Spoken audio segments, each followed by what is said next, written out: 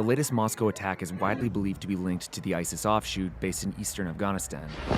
Now information has emerged that one of its propagandists claims to be Canadian.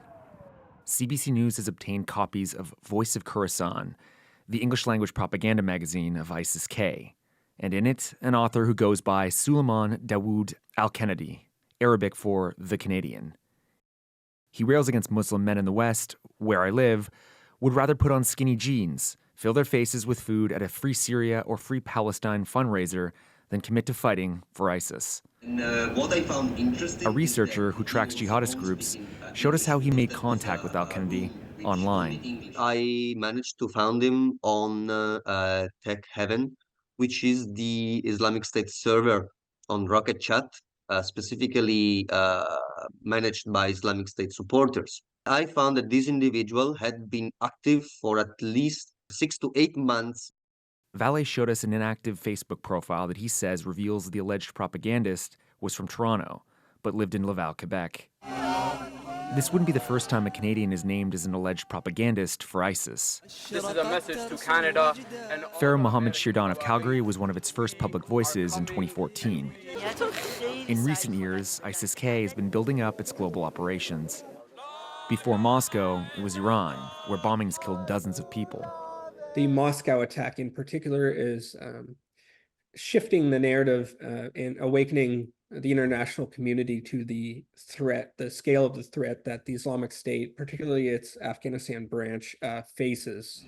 Conflict researcher Lucas Weber also tracked al-Kanadie. Do you think the RCMP is aware of this guy, this persona? Yes, well, it's hard to tell, but the fact that he was able to operate for so long on such a public scale is concerning. The RCMP has not yet commented to CBC News regarding al-Kanadie. So, Ben, some people see this as something of an ISIS comeback, but is that really the case, or is this more of a continuation? That's the thing, I keep hearing that, and to be honest with you, ISIS never left. What happened was, after this multinational military movement to get rid of it, get rid of the so-called caliphate, a lot of its fighters went to places like Africa and Afghanistan, seizing on places where there was disarray. But also, I think typically terrorist organizations, they like to go to places that are failed states, because that's how you're going to grow, that's how you can train people, and you kind of launch your global ambitions or take over a sliver of land. And that's clearly what's been going on here. Come back to the possible Canadian connection. Why would it be important for ISIS-K to have a Canadian as a part of the recruitment strategy?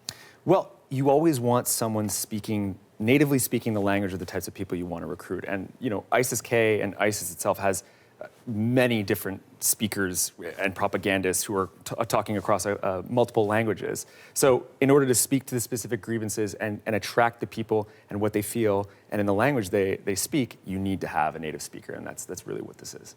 France has raised its terror alert now to its highest possible level. Is ISIS-K planning any other attacks? Do we know at this point, Ben? And if so, potentially where? I would say, as a reporter reporting on this, all evidence suggests that ISIS-K has global ambitions to do more attacks. If you look at a thwarted plot in Turkey, a successful attack in Iran that killed almost 100 people, and now you have Moscow, I think it suggests that they have ambitions to strike places in the West as well. And I would assume that the RCMP and CSIS, our spy service, are taking this very, very seriously and are kind of all over it. Ben, thank you. I appreciate the reporting. Thanks for having me.